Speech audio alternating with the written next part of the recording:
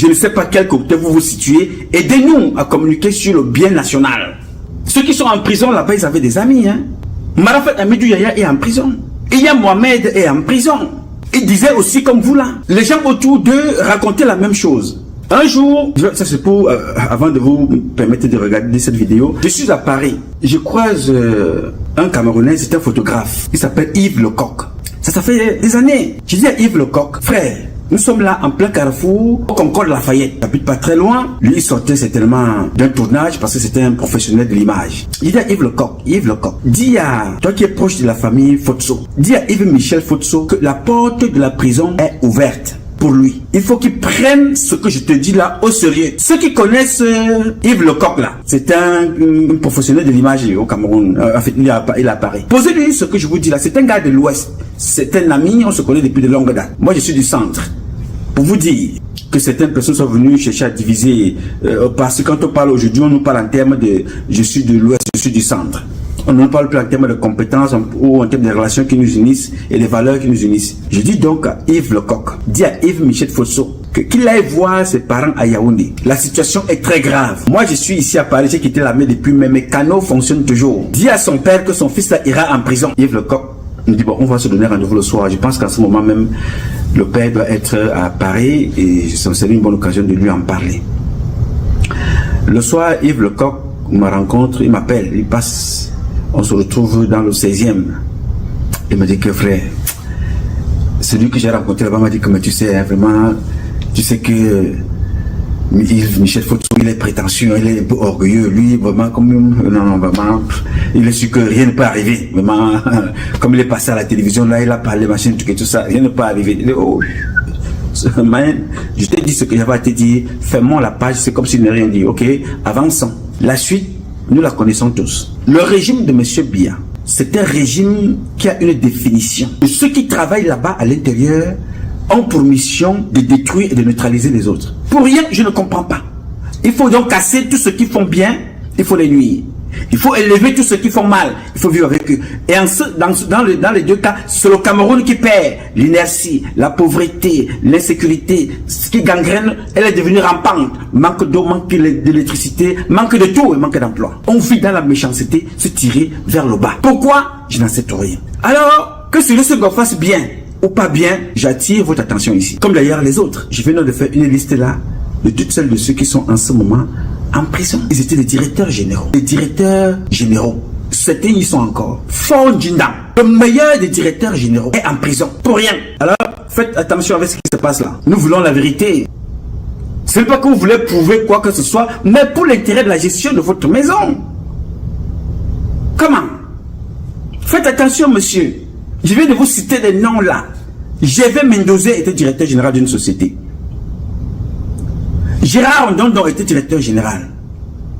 Nguinefa, Siam Sewe, Pierre Désiré Ngo. Il y a même un autre. Lui, il était le meilleur de tous ceux que je viens de vous citer.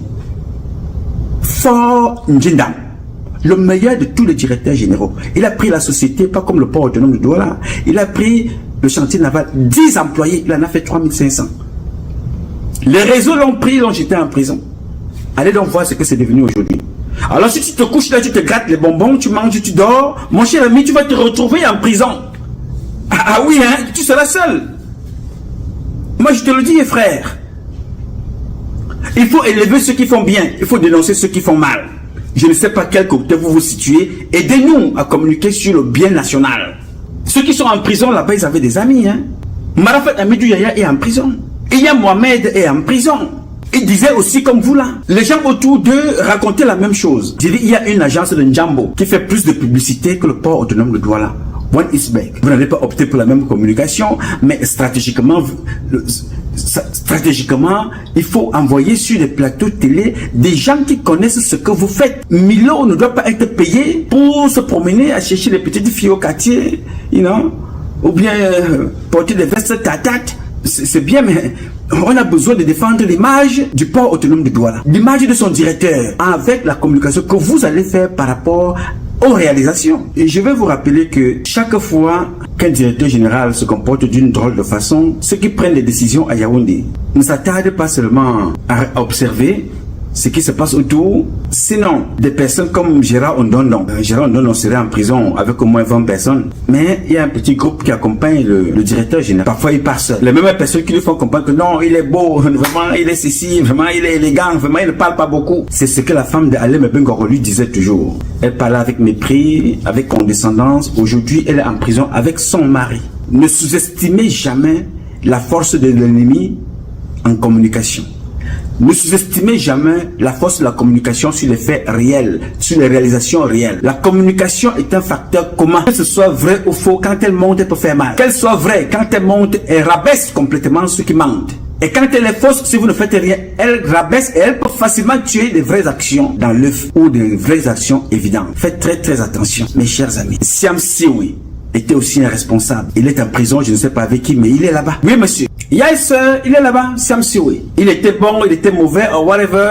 Il est là-bas. À tort ou à raison. Et il est là-bas, il était directeur aussi. Lenguinefa, il est là-bas. Gérard Ondondon, dont je vais vous dire, il est là-bas. Pierre Désiré Ngo, il a fait plusieurs années de prison. Jeff Mendozé était directeur général d'une société. Il est mort en prison. Faites très attention, monsieur. Et je vous dis, moi je ne vous reproche de rien. Moi je publie ici des éléments que je reçois ça et là. Si j'ai un conseil à donner, certaines structures, je l'ai dit à certaines personnes, quand on est une structure importante comme celle-là, on doit avoir une structure de communication, des pages Facebook, voire même une télé. Yes, la télé de la compagnie, pour promouvoir les actifs de la compagnie. Avec des éléments, parce que tout élément qui sort là va servir de preuve demain. À tort ou à raison, ça va servir de preuve. Il y a un jour, j'échange avec mon ami à Yaoundé. Il me dit non, j'ai vu ta publication sur Sungo. Mais est-ce que tu sais que avant que Sungo n'ait fait son conseil d'administration dans les pays arabiques, il y a eu l'autorisation, le premier ministère, le ministère de tutelle et le président était au courant.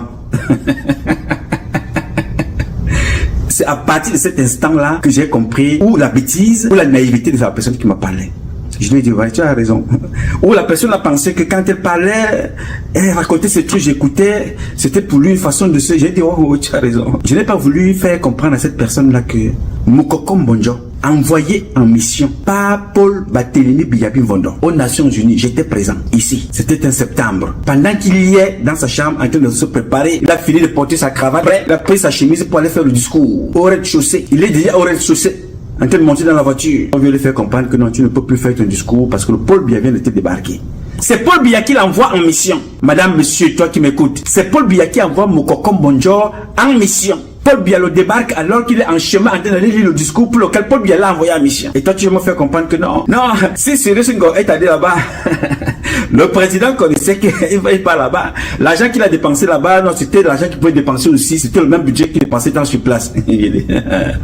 Mon cher, faut jamais minimiser les forces du mal. Que Cyrus Ngo fasse bien, qu'il fasse mal. Quand il y a des officines, mon ami, il peut être exécuté, même s'il est allé gratuitement pour rien et qu'il n'a même pas dépensé un centime. On l'exécute. Faites attention à ce régime. On a vite fait d'abattre ceux qui font bien. On a vite fait d'élever ceux qui font mal. Mais les réseaux utilisent l'argent, utilisent la manipulation. Je vous dis dans tout, Cyrus Ngo n'est pas le seul. Ceux qui ne communiquent pas sur ce qu'ils font, eux-mêmes, envoient des gens sur des plateaux télé, ne rendent service à personne. Parce que, mon ami, à force de charger Biya avec les BRQ, avec les mauvaises informations, avec les bonnes informations, un jour il se lève comme ça, paf, tu entends que tu fasses bien ou pas mal, ça ce n'est pas son problème. Il faut savoir capitaliser les canaux de communication. Il faut savoir avec qui vous travaillez. Et Langama dit ce matin, avant cette publication, il me dit bon voilà, tu sais que Cyrus Ngo, il a décentralisé le pouvoir. Il a de non, chaque directeur général.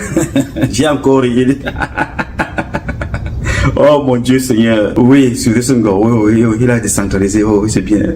C'est bien. Mais si tu décentralises, as de l'œil ouvert. Parce que si c'est toi qui as nommé ces gens-là, ces directeurs généraux-là, mon frère, c'est toi que Biya connaît. C'est toi qui as le décret. Si tu as décentralisé le pouvoir et que les gens volent, il arrive une couille, c'est toi qui seras frappé.